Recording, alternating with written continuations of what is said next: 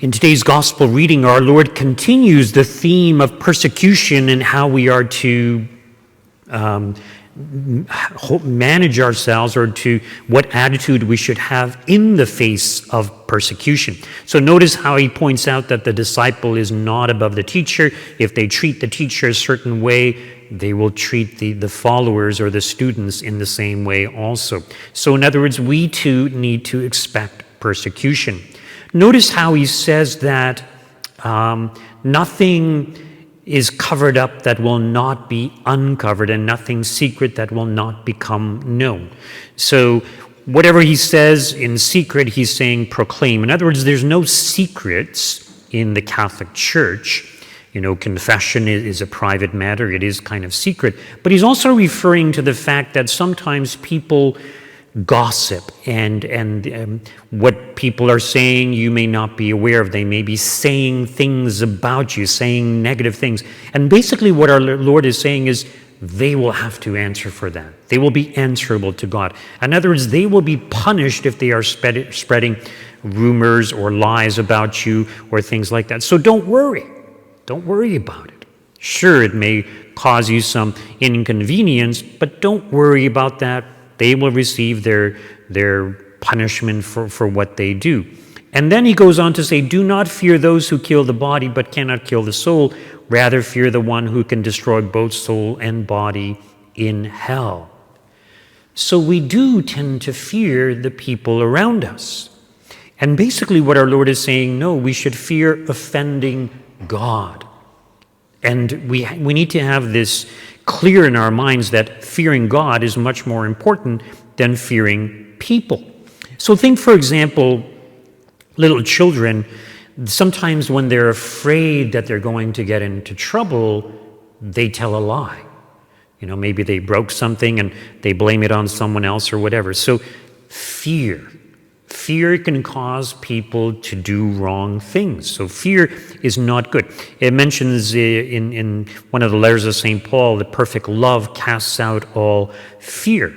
So even adults, sometimes they fear that their reputation might be damaged if people believe something about them or know something about them. So they too might be prone to lie. So we're very concerned about how people think about us. And in a sense, that's good, because we all want to be respected and honored by the people around us. And that's good, and that's all the more reason why we should behave properly, so they will have nothing negative to say about us. But even if they make things up about us, we shouldn't fear that. We shouldn't worry about what people think. We should worry about what God thinks. That is the fear that we should have. And basically, part of what our Lord is getting at is that because of this fear of what people might think about us, sometimes people, they kind of remain silent in regards to their faith. They don't proclaim their faith. They want to hide their faith. They just want to fit in and, practice their faith on the weekend or when they're with friends who are like-minded. But at other times, they just go along with the crowd. They'll swear or tell their jokes or whatever, be like everyone else, because they want to be fitting in. They want to be accepted by their peers. And basically our Lord is saying that's not a good attitude. It's God that we need to fear. And it's with God that we want to fit in. And we shouldn't be afraid to offend people by speaking the truth. We shouldn't be afraid of what they might think of us or how they might respond to the things that we say. And then our Lord goes on to talk about, the sparrow and even the hairs of your head are all counted. Basically, what our Lord is saying is God knows everything about you, even how many hairs you have on your head. He knows the things that you are suffering. He knows the things that you are afraid of. And he wants to help you.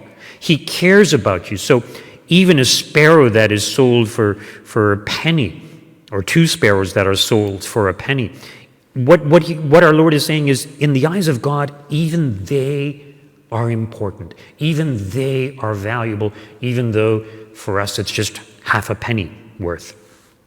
And he's saying, well, how much more valuable are you to God? So trust in God. Be the way that God calls you to be.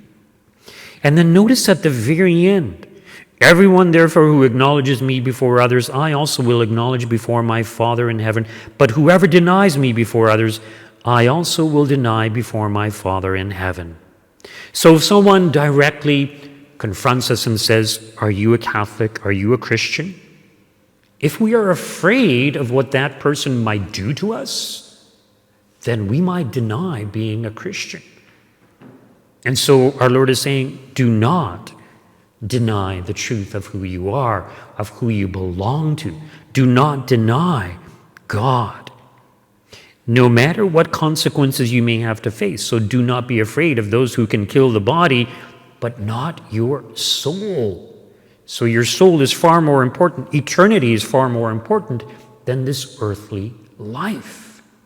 Now that's if you're confronted. But there's different ways in which we can deny God, denying the Father. I gave the example of someone who, on Sundays they're a very devout Catholic, but the rest of the week they're like everyone else. Aren't they, in a sense, denying God by their lifestyle, by how they live, by how they act? Well, yes, they are. And in fact, even in our daily routine of prayer, if we have a choice to make, it's time for my prayers. Am I going to do my prayers, or am I going to do something that's entertaining or recreational for myself?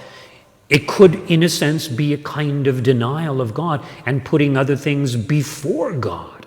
Not to say that there's anything wrong with recreation or enjoyment at various times, but we have to put God first in our lives. So there's many, many ways in which we can deny God. Every time we sin, we are denying God. Sometimes we think about it consciously. Sometimes we just act on the moment. Our passions take us away. And in reality, we're denying God. We're denying His commandments. So it's something to think about and to remind ourselves that we need to be Christians, not just when we're at church, not just when we're in the midst of fellow Christians, but we need to be Christians at all times.